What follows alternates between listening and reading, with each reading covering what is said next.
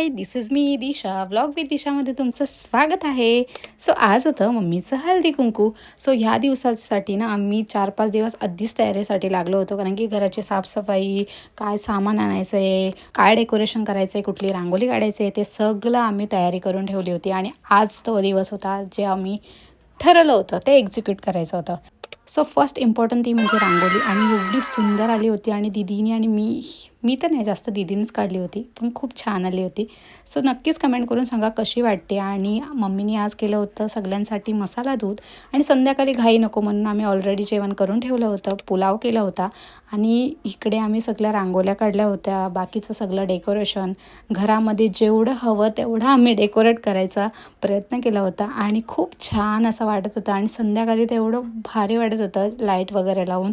त्यानंतर main character आमची ती म्हणजे मम्मी. आणि मम्मीची तयारी झाल्यानंतर मम्मी पण खूप सुंदर दिसत होती त्या साडीमध्ये.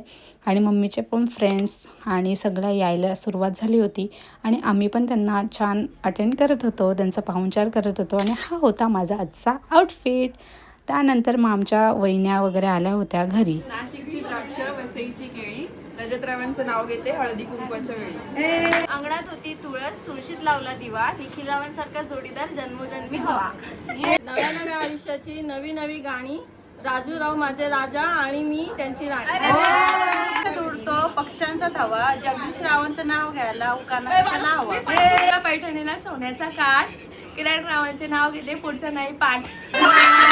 हल्दी कुंकू बोलल्यानंतर ही मजा मस्ती आणि हुकाण्यात व्हायलाच पाहिजेत. त्यानंतर मग आमच्या आल्या होत्या मम्मीच्या पेस्टीज.